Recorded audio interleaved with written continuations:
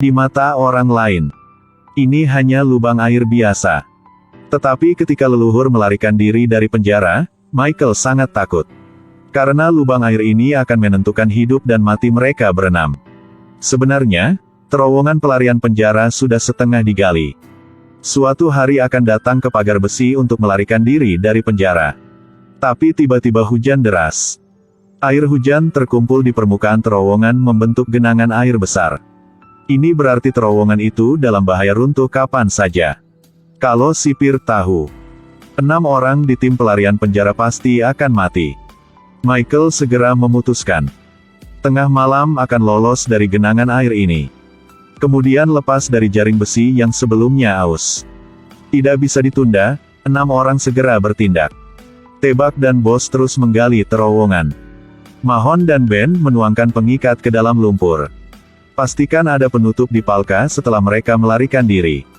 Untuk panjangin waktu untuk rekan-rekan. Michael dan Ton berdiri di luar pintu mengamati semua. Akhirnya hujan berhenti turun. Tapi sebuah truk besar membuat jantung mereka berhenti sebentar. Mobil berjalan lurus menuju genangan air. 2 orang berdekatan, hati berdebar bersama dalam ketakutan.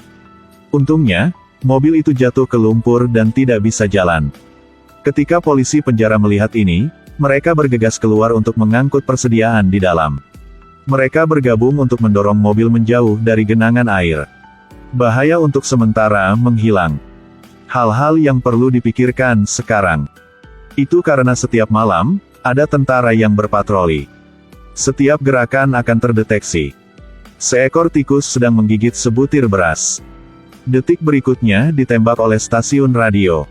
Satu-satunya cara adalah dengan memutus catu daya penjara. Ubah semuanya di sini dalam kegelapan. Jadi mungkin masih ada kesempatan untuk kabur.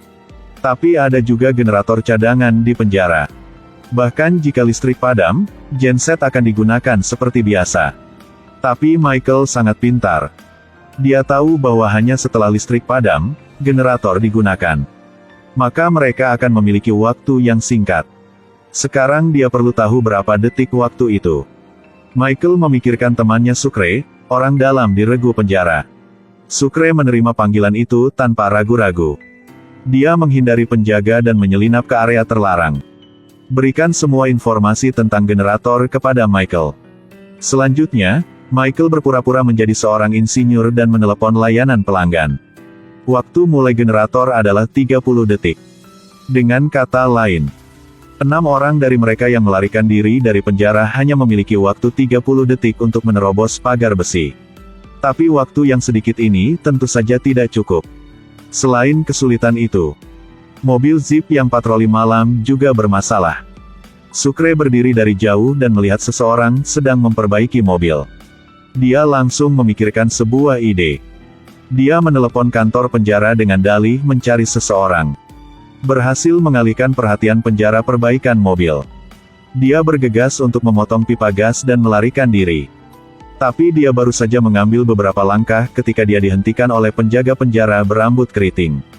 Ternyata hari ini adalah hari gajian. Polisi yang memeriksa buku-buku itu menemukan identitas Sukre sebagai buron. Jadi gajinya sudah dipotong. Dan Michael ada di sini.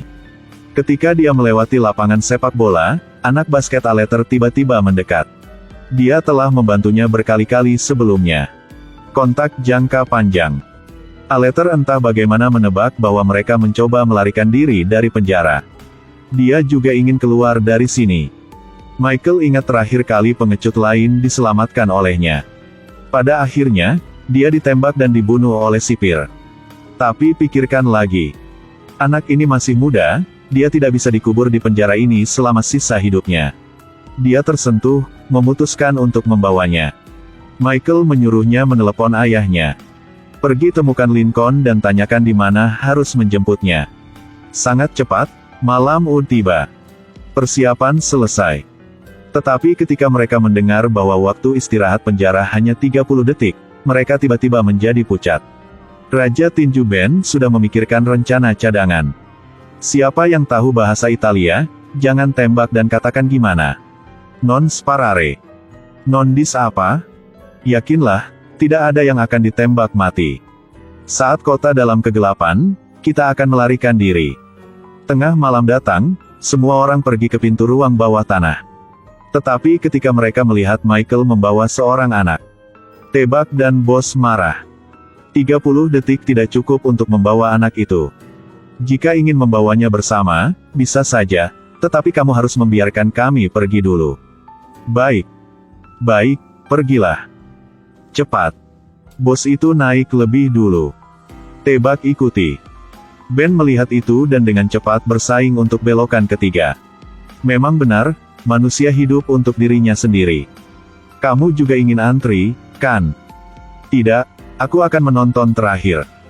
Aku hanya tidak ingin ada yang terekspos. Mereka berada di ruang bawah tanah menunggu listrik padam. Saat ini, Lincoln merampok sebuah bus di dekat penjara.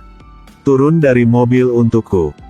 Kemudian berkendara lurus menuju tiang listrik.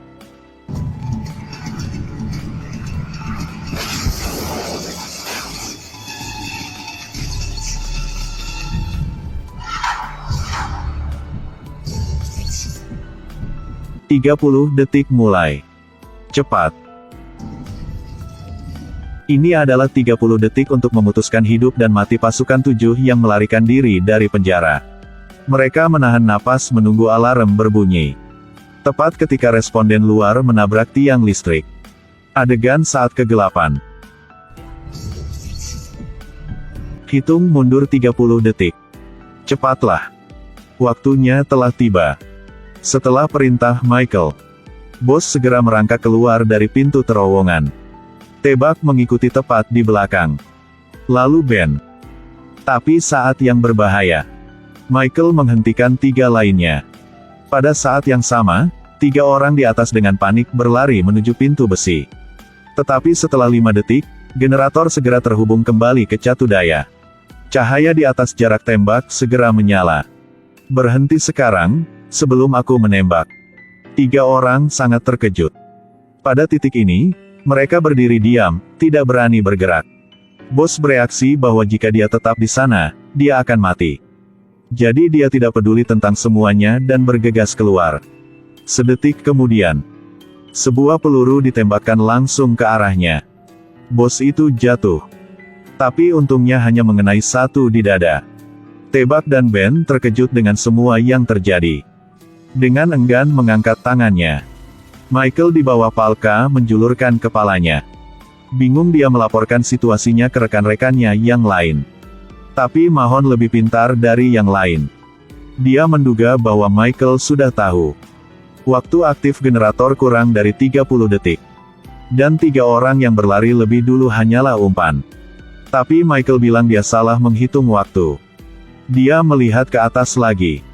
Seperti yang diharapkan, ada banyak mobil yang membawa penjaga penjara di luar. Dan mobil patroli bersembunyi di hutan. Dan mobil-mobil ini adalah perisai yang membantu mereka melarikan diri dari penjara.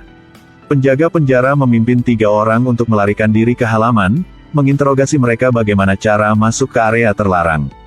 Tebak tahu bahwa hanya ada kematian jika dia berbicara. Tak perlu dikatakan, masih ada kesempatan untuk hidup. Dia tegang otaknya untuk menemukan alasan yang cocok. Tapi tak terduga. Adegan penjara baru saja menjepit leher Ben. Dia takut mati jadi dia mengakui semuanya. Ada terowongan. Di mana?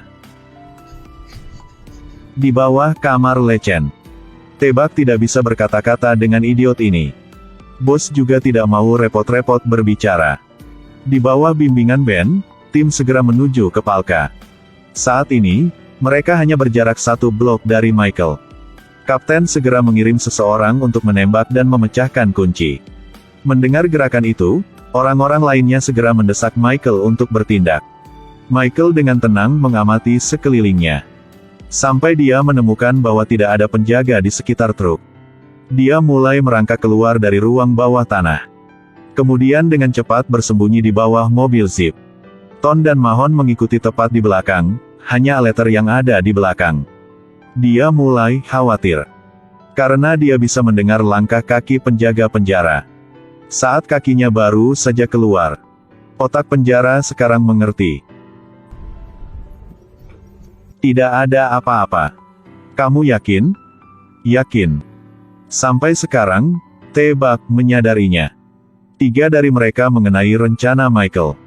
Memang benar sapi yang berlari lebih dulu adalah yang bodoh. Kapten mengira dia sedang dipermainkan oleh Ben. Segera pukul dia di hidung. Untuk membuktikan apa yang dia katakan itu benar. Jadi Ben memberikan nama-nama 4 kaki tangan yang tersisa. Kalau gak percaya bisa cek. Bawahan segera memanggil seorang rekan. Ternyata, 4 orang hilang. Pada saat yang sama. Sementara sipir memeriksa jumlah. 4 Michael segera keluar dari ruang bawah tanah. Berkat mobil penutup berhasil melarikan diri dari penjara. Tunggu kapten datang ke jaring besi. Hanya ada lubang besar yang tersisa di atas. 4 orang berlari dengan panik, berlari dari malam ke pagi. Akhirnya menyeberang dari hutan ke pantai berpasir. Dan Lincoln sudah menunggu di sini. Tapi tidak ada perahu di laut. Apa yang harus mereka lakukan untuk menghindari penangkapan penjaga? Lincoln berlari lurus menuju gundukan pasir yang terangkat, dengan panik menggali. Ternyata Michael sedang merencanakan rute pelarian di sini. Pasir bisa menyembunyikan jejak kakinya. Sebelum itu, dia memberitahu Lincoln untuk menyiapkan tangki oksigen. Jika mereka naik perahu dan melarikan diri. Jadi tidak akan terlalu jauh untuk dihentikan. Jika mereka ingin keluar dari sini, mereka harus menggunakan metode menghilang. Dia menyuruh semua orang untuk melepas sepatu mereka dan memasukkannya ke dalam kotak dan menguburnya di pasir. Barang-barang berharga harus dimasukkan ke dalam kantong plastik tertutup dan dibawa bersamanya. Mahon meminta Lincoln untuk merawat foto putranya dengan baik. Tapi Mahon membunuh ayah Lincoln, jika bukan karena takut rencananya terungkap. Dia tidak segan-segan menusuk Mahon dengan 1000 pisau. Tepat saat ini, Ton terkejut menyadari.